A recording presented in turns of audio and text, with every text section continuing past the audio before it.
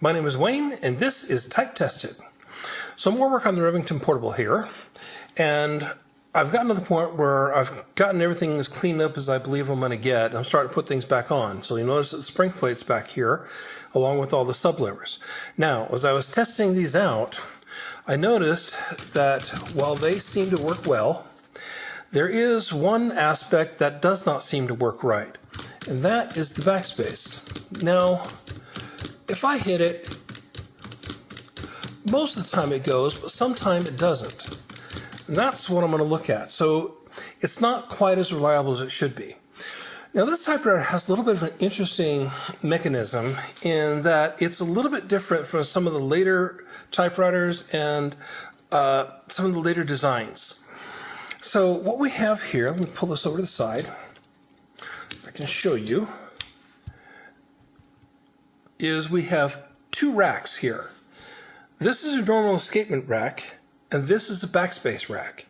That's all this is for. So if I focus on the mechanism here, I can zoom in and I can show you kind of what I'm looking at. So if I hit a character, you can see the little detent.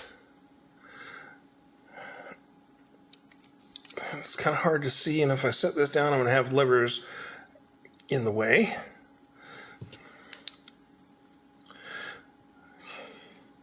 So you can see the detent right there. So if I press a key,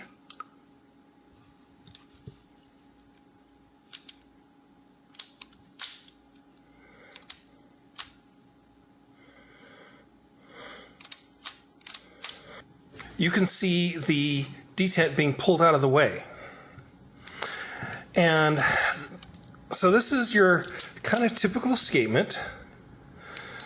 So we have in here the detent, or we have the one fixed dog and the one loose dog. So if the carriage moves, you can see, this is going to be difficult. Let's see if I can do it this way.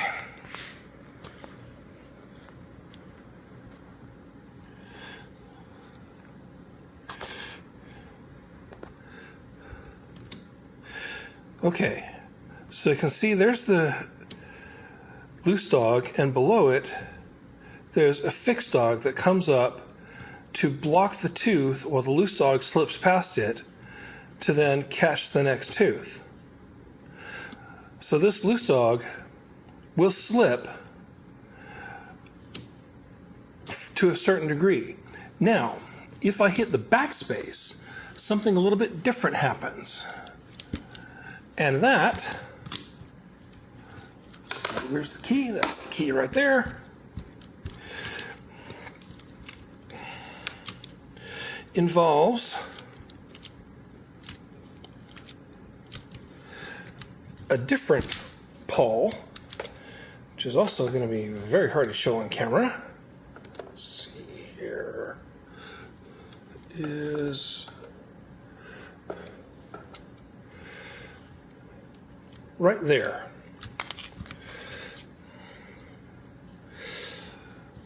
So you can see that this pawl, if I can get a good light on it, engages with the backstop rack. Don't know if I'm going to be able to get this illuminated properly.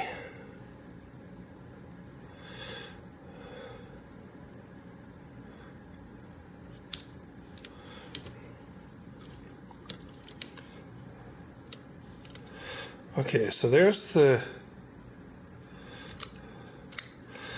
So you can see that as I press the backspace key, that's pushing the backstop rack that I showed earlier.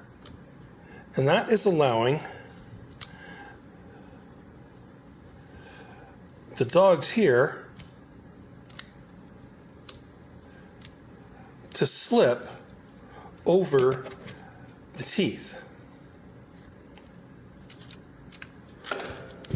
Unfortunately, certain things don't work right because I've got still got parts out of this, so you'll have to forgive me for having to make adaptations here. Okay, there we go. And you can see that what's happening here is that the tooth isn't slipping quite far enough away on the escapement rack. So the backspace pawl needs to be pulling a little bit harder so that it not only gets it past it, but it gets it decently enough past it that there's no possibility of slip back. And that means tracing out the mechanism to find out where things go. Now, some typewriters have this adjustment working a little bit differently than others. This one is kind of unique. So as I press the backspace key here, you can see the first thing that happens is it pulls down here, which pivots this. So here's the key lever, here's a link to that, and you'll note that there is a clevis and a I guess you kind of call it an adjustable turnbuckle or something like that. That's held on here with a cotter pin. So I can adjust the height of the key with that, but that won't affect the throw.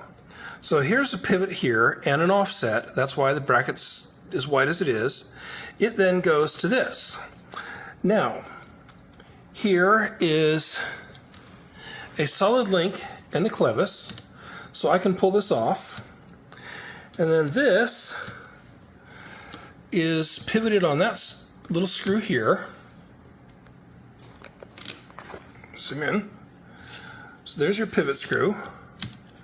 And it pulls on this back here, which is another link. But this one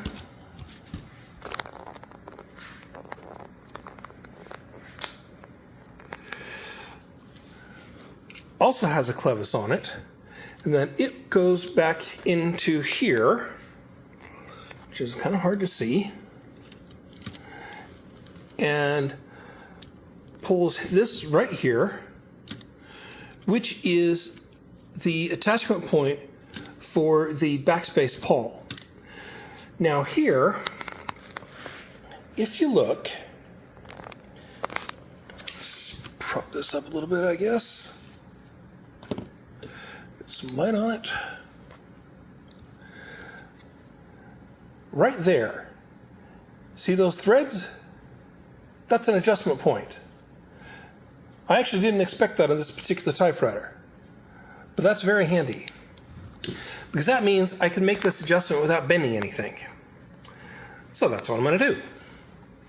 Now, to get at this, what I'm going to have to do is I'm going to have to take this clevis off here. So let me go ahead and hit the carriage release and pull that out of the way. And you'll notice that it's sitting underneath the support bracket for the ribbon wheel. And the spring is on top, the stud is on the bottom. And it has to be that way because there's not enough room here to put the stud in from the top. So that means I can't go a half turn, I have to go a full turn when I make the adjustment. So let me go ahead and get this off here. Open it up. Push down to get the stud out.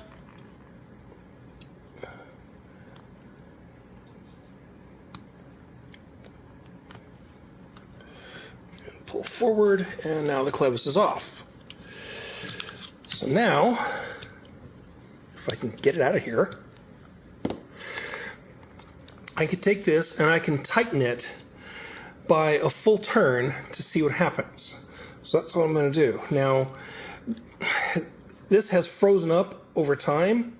I looked at this earlier, and I've oiled it up, and I still can't get it to move. So I'm going to have to use a little bit of force just to help me out. Okay, so there's a half turn. Gotta go one more.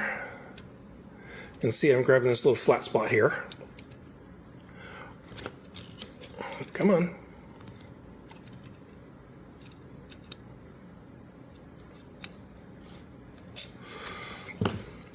And now I'm going to make sure that it's straight and level, which means I'll turn it just a fraction more.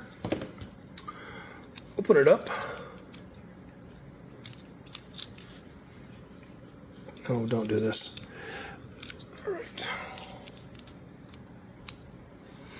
I'm going to put it back on the bell crank.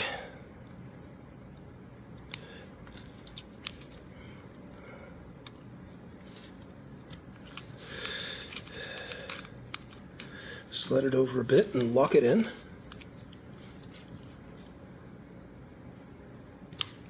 There we go. And now let's see how things behave.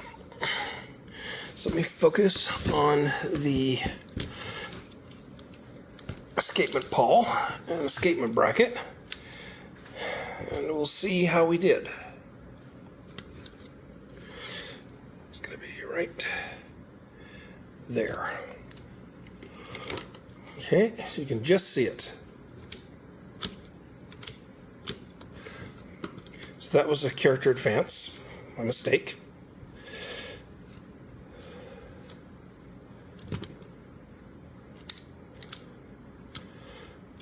All right, so now looking at this, I can see that it's still not going all the way. If I hit it hard, it's going right, and that's about where it should end up, even on a light strike. So the fact that it takes a little effort means I need to go a little bit further. Let's go ahead and turn this back over and go one more full turn and see what happens. You got to be careful with these clevises; they can break easy. So don't be going nuts. Just enough to get things out. All right.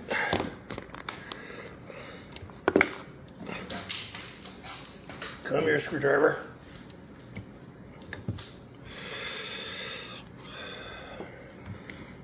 So let me go one more full turn in.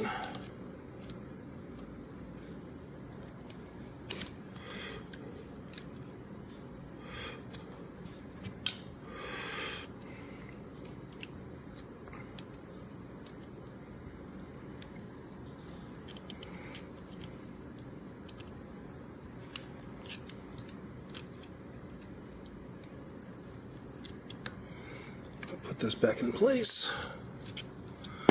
Get it leveled out a little bit.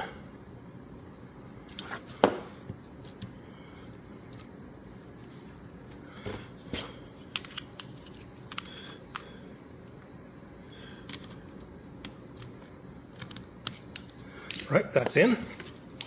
Now let's see what it looks like.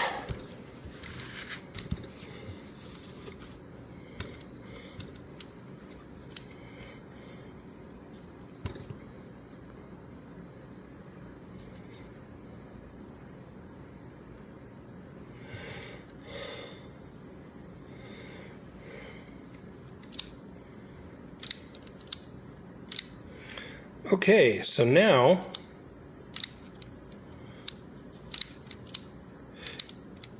even on a relatively light strike, it's going just where it should.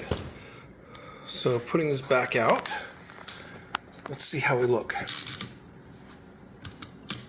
Oh, actually, I do want that over there.